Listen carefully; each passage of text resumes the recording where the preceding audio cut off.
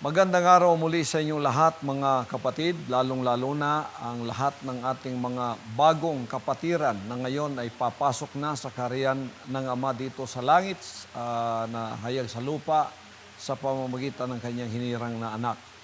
Ako'y nagpapasalamat sapagkat sa mga aralin nating mga ganito ay nagkakaroon tayo ng kompletong pangunawa, karunungan at kompletong kaalaman sa mga kalooban ng ating dakilang Ama. At sa araling ito na pang-10 bilang mana ng kapahayagan, ang ating pong pag-aaralan ngayon at kapahayagan ay kung bakit merong anak. Sa English, why is there a son? Bakit merong anak?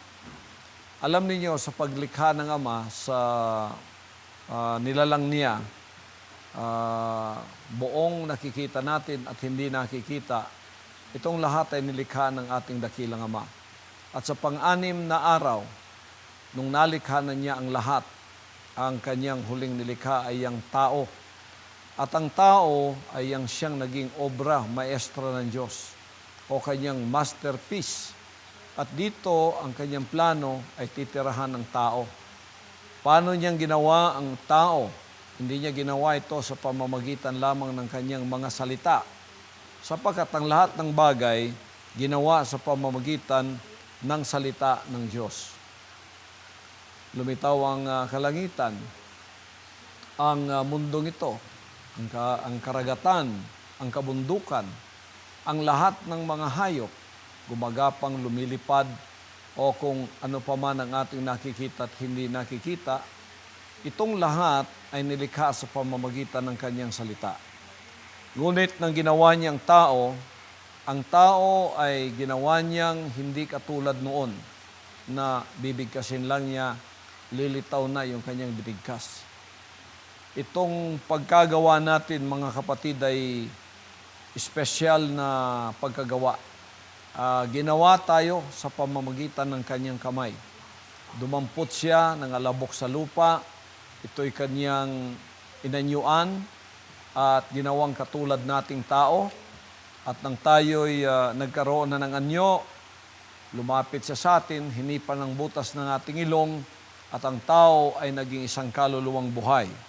Ito yung sinabi ng Genesis Kapitulo 10, versikulo 7. At nilalang ng Panginoong Diyos ang tao sa alabok ng lupa, at hiningahan ang kanyang mga butas ng ilong ng hininga ng buhay, at ang tao ay naging kaluluwang may buhay.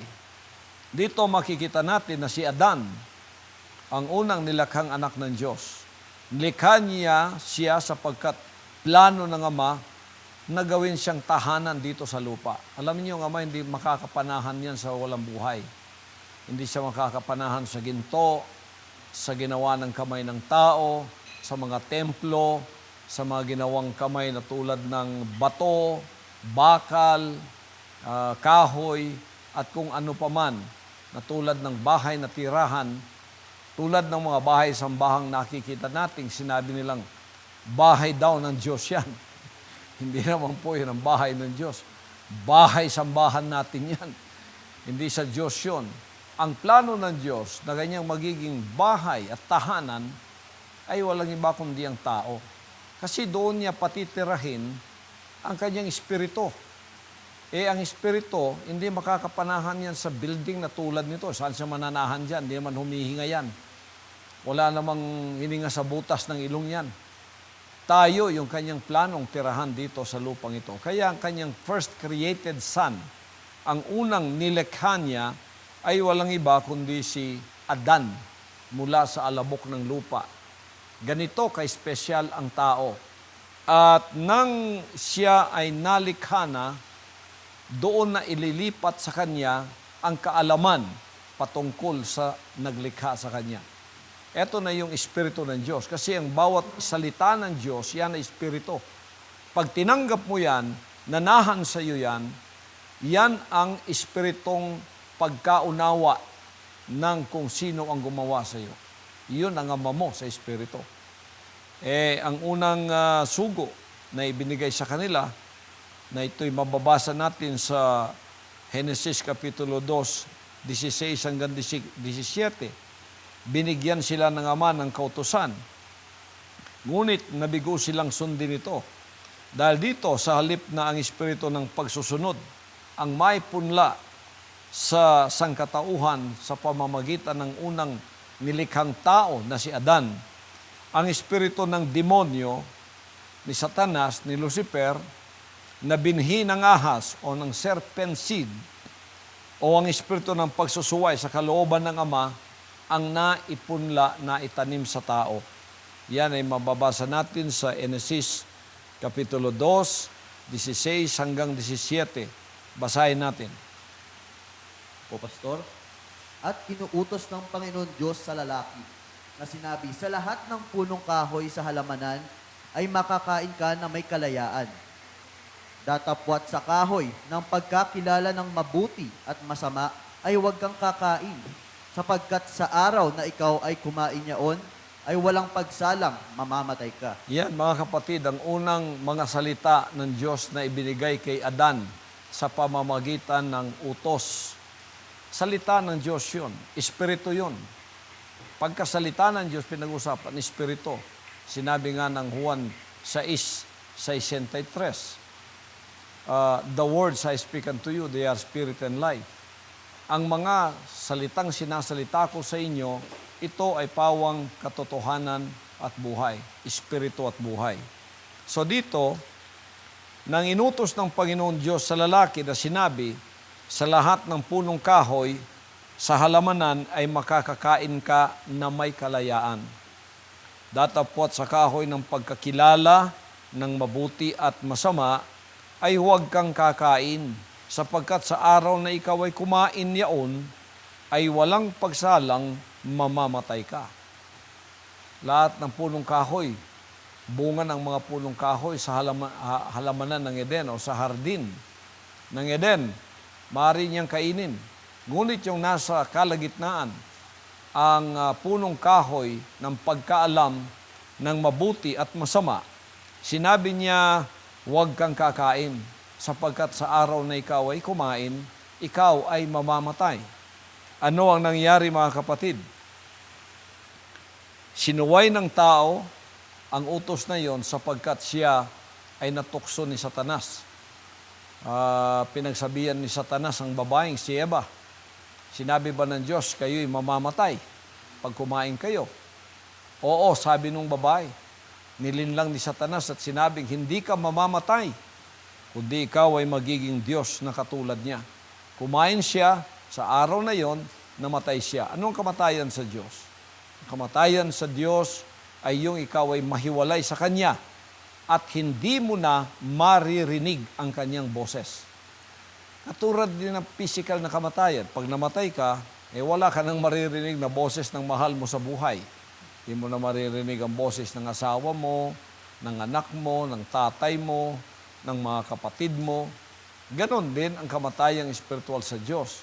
Hindi mo na maririnig ang Kanyang boses. Ang boses kasi ng Diyos, yan ang Kanya ang nagdadala ng mensahe ng Kanyang kalooban, ng Kanyang kagustuhan.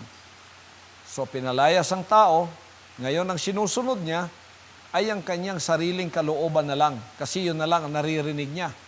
Yun na lang ang nararamdaman niya. Yung Kanyang gusto. Kaya naging Diyos nga siya. Siya na ngayon ang interpreter ng masama o mabuti ayon sa Kanya. Hindi na ayon sa Diyos, ayon na sa Kanya. At ito na nga mga kapatid, ang kasalanan. Gumagawa tayo ng ating sariling kalooban na hindi na nakakaalam at salat na sa pagkaalam sa kalooban ng Diyos. Iyon ang espiritual na kamatayan. Kaya tayo ay nawalay sa Diyos. Nahiwalay tayo, hindi na tayo nakarinig ng Kanyang boses. Ngunit doon ay hindi pa nagtapos ang Diyos sa atin kahit tayo ay nahiwalay na sa Kanya. Sapagkat sa mga sandaling yon, itong dalawang binhing ito ang siyang nag-away. Ang binhi ng Diyos at ang binhi ng ahas. Ang binhi ng Diyos ay walang iba kundi ang espiritu ng katuwiran. Ano yon? Espiritu ng pagsusunod sa Kanyang kalooban. Ang espiritu naman ni Satanas, ni Lucifer, ng Diablo, ay ang espiritu ng pagsuway sa kautusan ng Diyos. Ang dalawang binhing ito ngayon mag-aaway. Kaya hindi sila magkakasundo. Sinadya ng Diyos yun para isang araw magagapi ang espiritu ng pagsuway o ang serpent seed ay magagapi ng espiritu ng pagsusunod.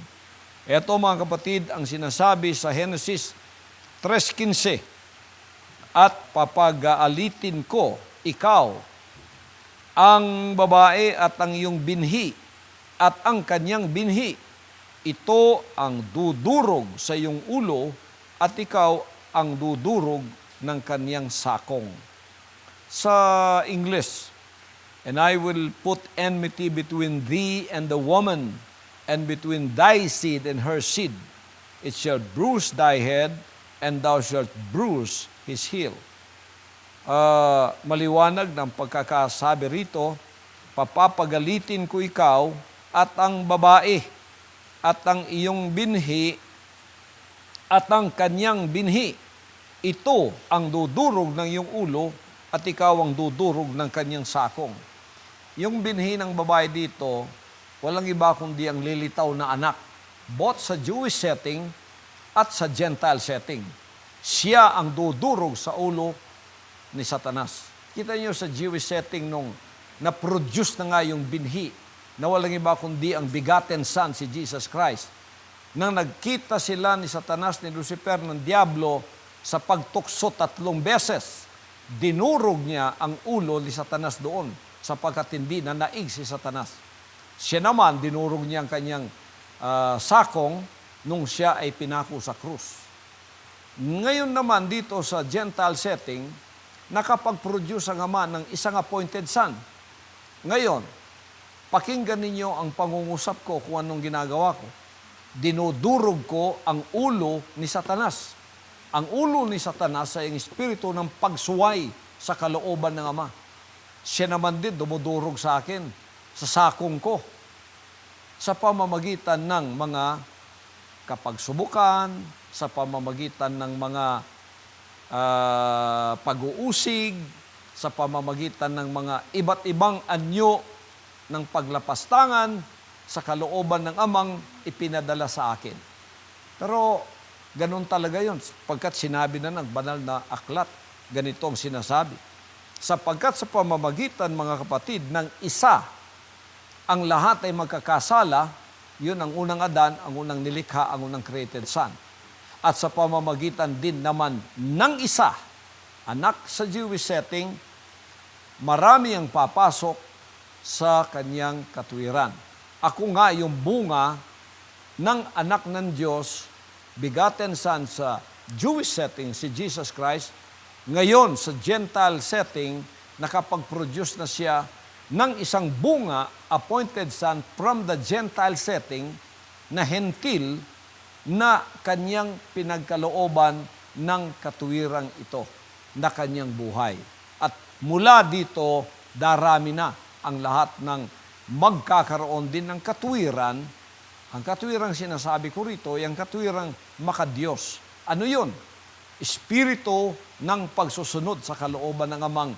Ipupunla, itatanim sa atin, yun ang makikipag-away sa binhi ni Satanas na walang iba kundi ang pumapasok, tumutokso, na ibig tayong dalhing muli sa espiritu ng pagsuway sa kalooban ng Ama, na pilit na pumapasok upang tayo ay muling maging alipin ng kanyang kabuhangan, na tayo ay lalakad na naman na ginagawa ang ating sariling kalooban. Yan ang away sa loob ngayon, mga kapatid. Pilit tayong pinipilit na bumalik sa ating paggawa ng sariling kalooban. Ang binhi naman ng Diyos na nasa sa atin sa pamamagitan ng anak ay pilit naman tayong dinadala upang tuparin ang kanyang katuwiran. At ngayon, marami na nga. Ako nga yung bunga ng begotten Son sa Jewish setting. Ako yung first finished product. Ako yung modelo. Ako yung standard sa Jewish setting sa pagsusunod sa kalooban ng dakilang Ama. Na kung kayo tumatanggap sa sinabi ko, kayo rin naman ay magiging matuwid na katulad kong magkakaroon ng espiritu ng pagsusunod sa kanyang dakilang kalooban. Sinabi niya rito, mga kapatid, sa Roma 5:19, sapagkat kung paanong sa pamamagitan ng pagsuway ng isang tao ang marami ay naging mga makasalanan, gayon din sa pamamagitan ng pagtalima ng isa ang marami ay magiging mga matuwid. Sa Roma 5:12 naman, ganitong sinasabi, kaya kung paano na sa pamamagitan ng isang tao ay pumasok ang kasalanan sa sanglibutan at ang kamatay ay sa pamamagitan ng kasalanan at sa ganito'y ang kamatayan ay naranasan ng lahat ng mga tao sapagkat ang lahat ng tao ay nangagkasala. Isang tao lang ang pinagmulan nito. Ang unang nilikhang anak, bumagsak, inagaw sa kanya ang paghahari at ang pagsasakop sa lahat ng bagay na ginawa ng Diyos. Kingship and sonship na wala sa kanya. Dumating ang isang begotten son in the Jewish setting, ang ating Panginoong Hesukristo, na siyang Almighty Father dito sa Gentile setting upang bawiin ang sonship and kingship at nanagumpay siya. Ngayon, nagtagumpay din naman siyang makapag-produce ng isang anak mula sa Gentile setting, mula sa tinatawag na fallen Adamic race, na siya ang magmamana sa lahat ng bagay sapagkat talagang para sa kanya yon, para sa ating unang Adan na represented ng isa sa atin na tatawagin niya. At nagkaroon nga ng pagkakataon, ang inyong hinirang na anak dito na ako'y tinawag at na nagumpay din naman ako, kaya't ang Revelation 21:7 ay nagkaroon ng katuparang sinasabi, ang mananagumpay magmamana sa lahat ng mga bagay, siya'y aking magiging anak at ako'y kanyang magiging Diyos. Ito na nga ngayon ang ministry ng hinirang na anak o appointed son sa mga huling araw na ito. Kaya ito yung daloy ng kaligtasan, mga kapatid. Kailangang makabalik ang tao sa orihinal na plano ng Ama. Sinubukan nilang bumalik sa Diyos sa pamamagitan ng pagtatayo ng kanilang sariling kalooban. Ito, serpent seed na naman ito.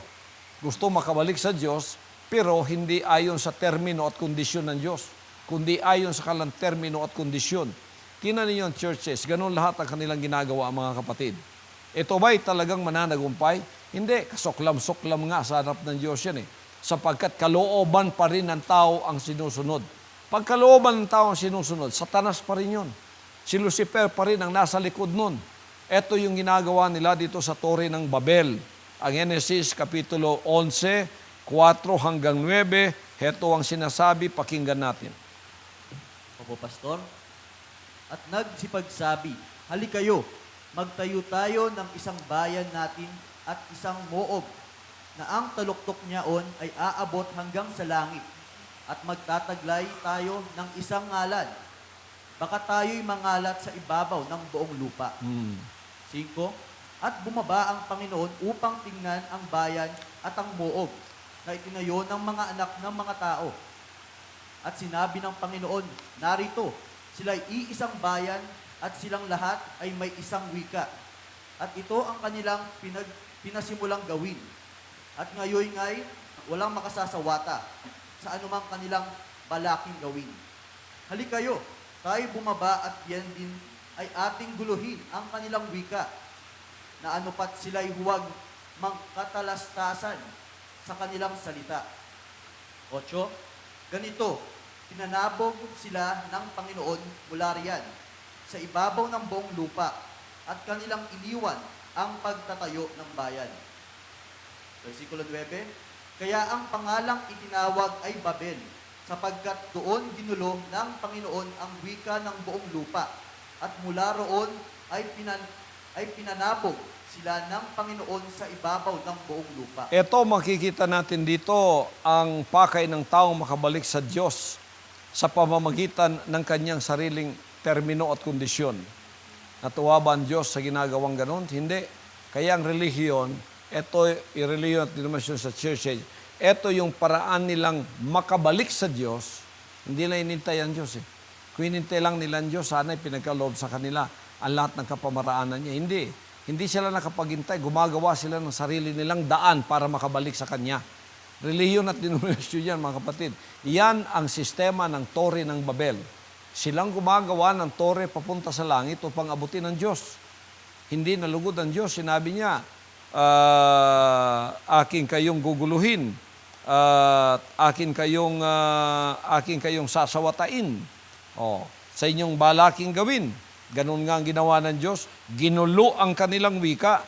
Hindi na sila nagkatalastasan hanggang sa sila ay nagkahiwa-hiwalay at nagkawatak-watak. Ngayon, nakikita niyo ang denominasyon. Lahat sila may planong pumunta sa langit sa pamamagitan ng relihiyon at denominasyon na kanilang ginagawa. Pero sila mismo hindi nagkakaunawaan, di ba? Nag-aaway-awayan, hindi nagkakaunawaan, sapagkat paraan ng tao yan para makabalik sa Diyos.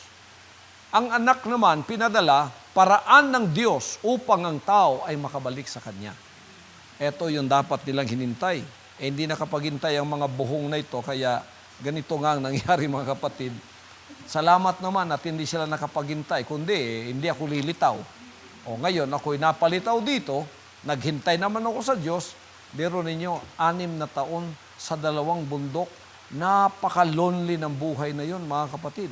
Yung nga lang maghintay ka, yung inihintay mo, maliit ng 5 minuto, kumakamot ka na ng ulo mo dahil nabobore ka na, di ba? Tapos, magagalit ka pa nga kung nag-1 oras, 2 oras, hindi pa siya dumating.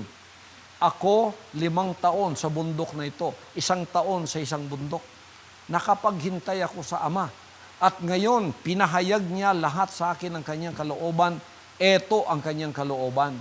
Magpo-produce siya ng isang anak na pagkakatiwalaan niya sa lahat ng bagay, basta ang anak na yon na kanyang tatawagin, pipiliin, ay susundin ang lahat ng kanyang mga pamamaraan at sinabi.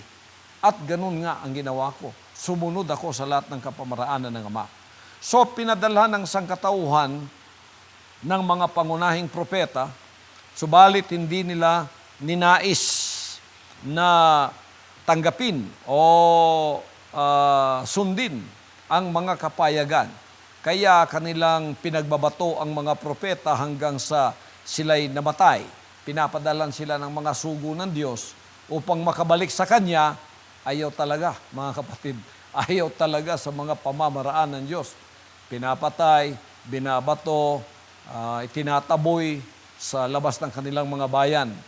Dahil sa kahabagan ng Ama, sa mga ganang ganito, hindi pa rin niya kinalimutan ng tao, nagkaroon pa rin siya ng compassion sa tao, nagkaroon pa rin siya ng pag-ibig sa tao. Dahil sa kahabagan ng Ama, pinadala niya ang kanyang bugtong na anak. Pagkatapos ng mga propeta, mga matutuwid ng tao ang pinadala sa kanila, hindi nila tinanggap, binabato, pinapatay, tinataboy sa kanilang bayan.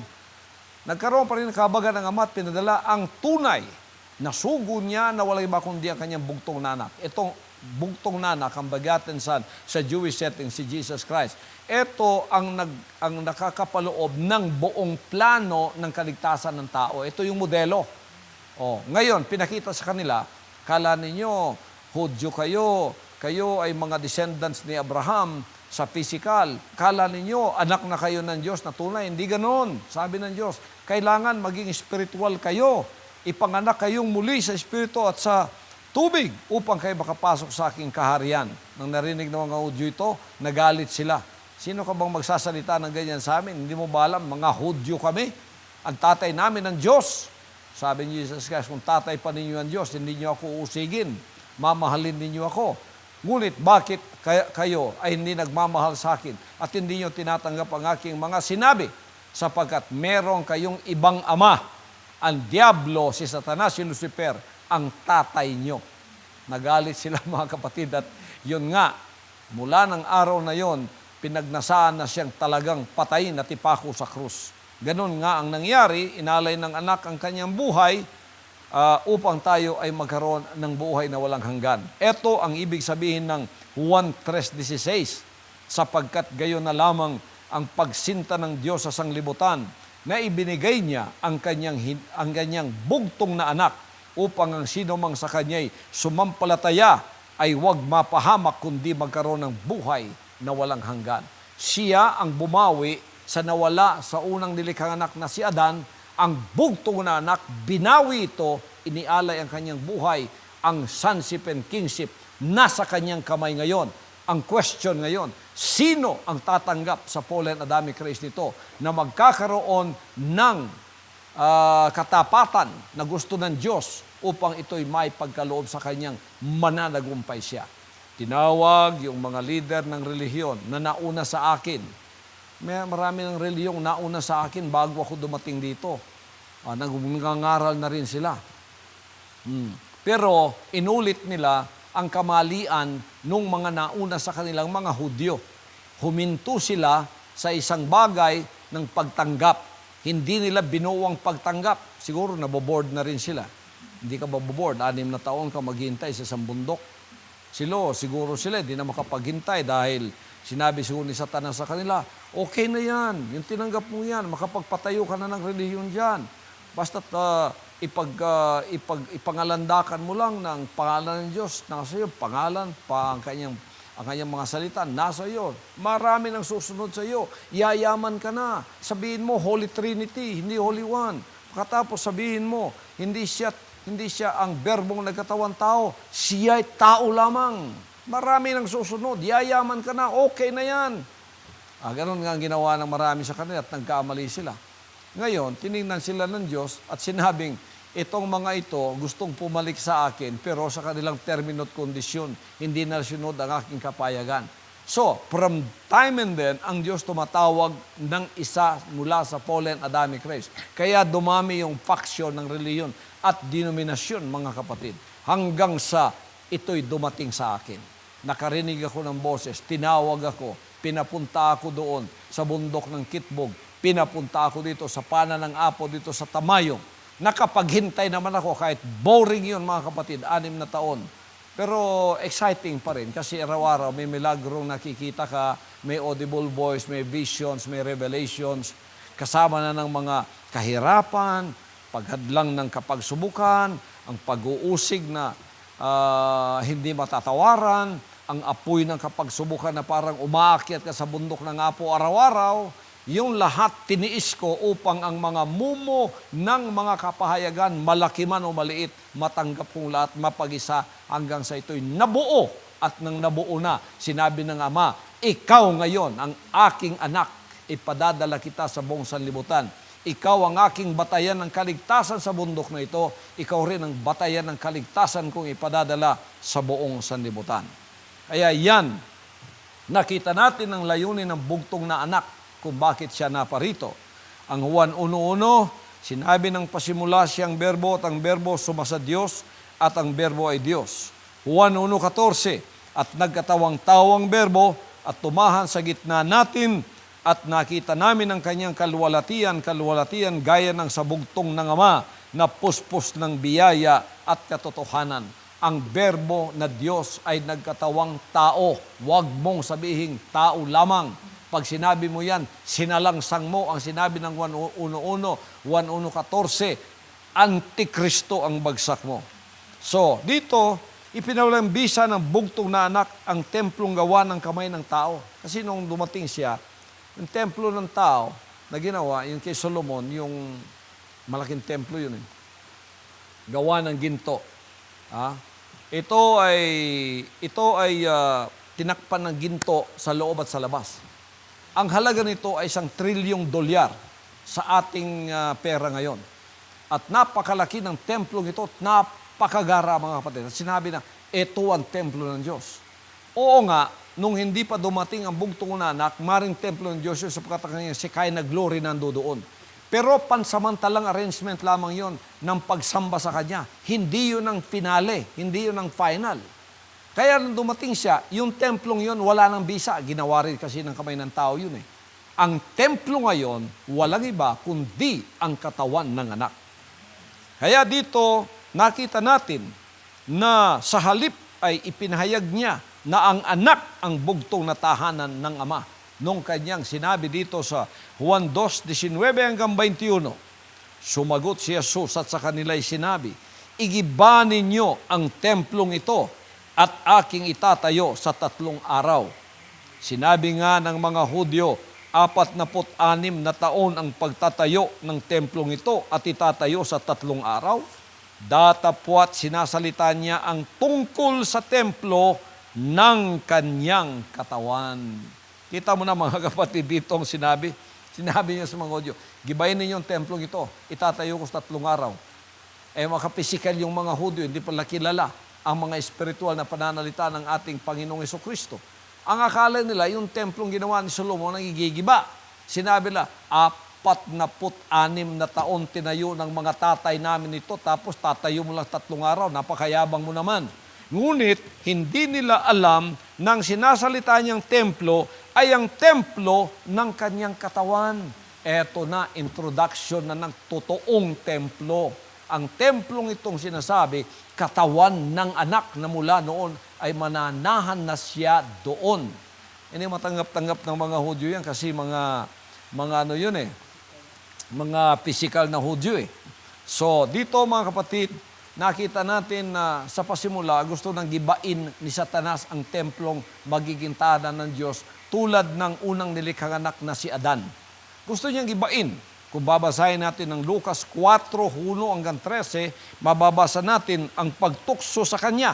Kung ikaw anak ng Diyos, gawin mong mga tinapay itong mga bato. Kung ikaw anak ng Diyos, magpatira pa ka sa harapan ko. Kung ikaw anak ng Diyos, magpahulog ka dito at ililigtas ka ng mga anghel.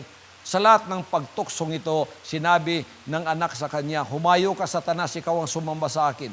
Hindi lang mabubuhay ang tao sa tinapay, Satanas. Humayo ka Satanas. Hindi siya bumagsak, mga kapatid. Kaya naagaw kay Satanas ang nawala kay Adan na unang nilikhang anak, ang bugtong na anak na nakakuha nito. Ngayon ang tanong, sino ang magmamana nitong lahat, mga kapatid? Bakit ang bugtong na anak na nasa krus, noong nasa krus siya, anong nakita ng kanyang espiritu sa kanyang pagtitiis doon nung siya ay buhay pa sa krus na yon? Makikita natin sa Isaiah 53:10. Dito sinabi, gayon may kinalugdan ng Panginoon nang mabugbog siya. Inilagay niya siya sa pagdaramdam pagka iyong gagawin ng kanyang kaluluwa na pinakahandog dahil sa kasalanan. Makikita niya ang kanyang lahi. Makikita niya ang kanyang binhi. Ang kanyang lahi. Sino yon? Ang mga anak na ipanganganak sa espiritu ng pagsusunod sa kanyang dakilang kalooban. Kaya nga magpo-produce na naman siya ng isang anak na kanyang hinirang mula sa fallen Adamic race. Pahahabayin niyang kanyang mga karawan at ang pagkalugod ng Panginoon ay lalago sa kanyang kamay. So dito binuksan ng Ama ang arka ng kaligtasan sa mga Gentil at siyang pumili ng taong magmamana ng kanyang tinubos, ang pagkaanak o sonship, ang pagkahari o kingship. Ngayon, sa huling araw na ito, ganon ang magiging pagkaganap ng kaligtasan. Hanggang sa walang isa sa atin makatanggap ng sonship o kingship na ito, na nasa kamay na ng bugtong na anak, na magiging hinirang na anak mula sa fallen Adamic race, walang kompletong kaligtasang pag-uusapan sapagkat tayo ang focus ng kaligtasan ito. Kaya ang Hebreo, Kapitulo 1:1-2, ito ang katuparan. Ang Diyos na nagsalita ng unang panahon sa ating mga magulang sa iba't ibang panahon, sa iba't ibang paraan, sa pamamagitan ng mga propeta, ay nagsalita sa atin sa mga huling araw na ito sa pamamagitan ng kanyang anak na siyang itinalaga na tagapagmana ng lahat ng mga bagay, na sa pamamagitan naman niya'y ginawa ang sanlibutan. So nung tinawag ako sa 2 bundok na ito, pagkatapos pinagkalooban ng pagkakataong marinig ko ang lahat ng kapahayagan, hindi ako umalis sa kanyang kalooban, sinunod ko sa kalagitnaan ng kahirapan, pag-uusig, paghadlang ni Satanas, ni Lucifer, ng Diablo, hanggang sa natapos ang aking mga kapagsubukang, natapos ko na ang level of growth sa spiritual. Pinanganak ako sa tubig, sa kitbog, pinanganak ako sa espiritu dito sa Tamayong, dumaan ako sa kapagsubukan ng apoy dito hanggang lumago ang aking kaalaman, karunungan, at ang lahat ng aking mga pagkaalam sa kanyang kalooban nabuo rito. Hindi na ako bata, mga kapatid, sa pagkaalam ng kanyang kalooban. A child is born in Kitbog, a son is given in Tamayong. Bakit naging son na ako dito? Kompleto na ang kaalaman ko, kaya kahit na 5 oras ninyo akong papagsasalitain dito, hindi ako hihinto sapagkat punong-puno ako ng mga salita niya, mga kapatid. Punong-puno ako ng kaalaman, ng karunungan, ng pagkaunawa sa lahat ng kanyang kalooban. Hindi na ako maliit na bata sa karunungan ng kanyang kalooban. Ako'y isa ng tunay na nilalang na lumago sa Espiritu. At gayon, ito'y aking ibinabahagi sa inyong lahat. In other words, dito natupad ang Revelation 21:7. Sinasabi, ang magtatagumpay ay magmamana ng mga bagay na ito. At ako'y magiging Diyos niya at siya'y magiging anak ko. Ano ang mga bagay na yon? Sonship and kingship. Minana ko ba dito yon? Minana ko. Sa English, he that overcometh shall inherit all things, and I will be his God, and he shall be my son. Kaya merong appointed son. Merong created son who lost the sonship and kingship. Merong begotten son whose ministry and mission ay bawiin ang sonship and kingship. Merong appointed son na ang mission manahin ang sonship and kingship in fulfillment of Revelation in Revelation 21:7. Sabi ng Juan 3:35, sinisinta ng Ama ang anak. Itong ama at anak ng sistema, mga kapatid, pwede sa Jewish setting, pwede rin sa Gentile setting, sapagkat ito yung pagtatapos para mabuo ang nangyari doon sa created son na nawala in the flesh, descendant tayo ni unang Adan na nilikha. In the spirit, descendant naman tayo ng begotten son. So both physical and spiritual pwede nang pagsamahin. Na-restore na lahat dito sa pamamagitan ng appointed son.